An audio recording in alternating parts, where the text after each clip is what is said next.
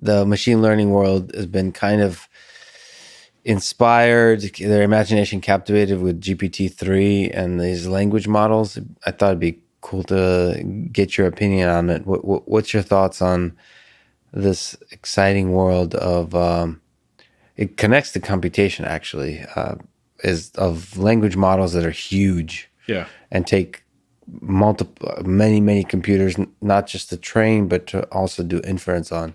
sure. Well, I mean, it depends on what you're speaking to there, but I mean, I think that there's been a pretty well understood maxim in deep learning that if you make the model bigger and you shove more data into it, assuming you train it right and you have a good model architecture, that you'll get a better model out. And so, on the one hand, GPT-3 was not that surprising. On the other hand, a tremendous amount of engineering went into making it possible.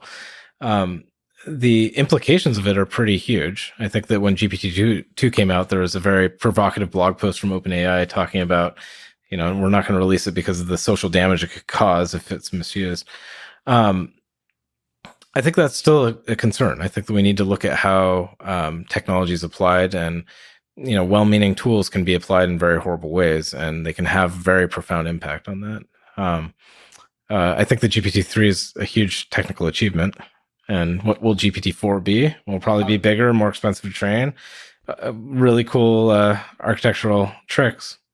What do you think? Is there? I don't know how much thought you've done on distributed computing. Is there some technical challenges that are interesting that you're hopeful about exploring in terms of, a system that, like a piece of code that, with GPT-4, that might have, I don't know, hundreds of trillions of parameters would have Sure. to run on thousands of computers. Sure.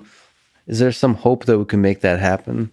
Yeah. Well, I mean, today you can write a check and get access to 1,000 TPU cores and do really interesting large scale training and inference and things like that in Google Cloud, for example, right? And um, so I don't think it's a question about scale; it's a question about utility.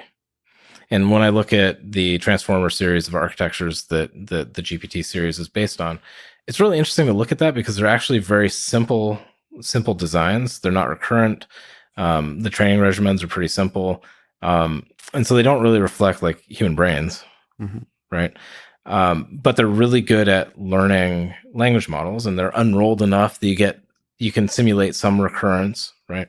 And so the question I think about is, where does this take us? Like, so we can just keep scaling it, have more parameters, more data, more things. We'll get a better result for sure. But are there architectural techniques that can lead to progress at a faster pace? Right. This is when, how do you get, instead of just like making it a constant time bigger, how do you get like an algorithmic improvement out of this? Right. And whether it be a new training regimen, if it becomes, sparse networks, for example, the Hmm. human brain is sparse. All these networks are dense. The connectivity patterns can be very different. I think this is where I get very interested, and I'm way out of my league on the deep learning side of this. But I think that could lead to big breakthroughs. When you talk about large scale networks, one of the things that Jeff Dean likes to talk about, and he's given a few talks on, is this idea of having a sparsely gated mixture of experts kind of a model, where you have different nets that are trained and are really good at certain kinds of tasks. And so you have this distributed across a cluster. And so you have a lot of different computers that end up being kind of locally specialized in different domains.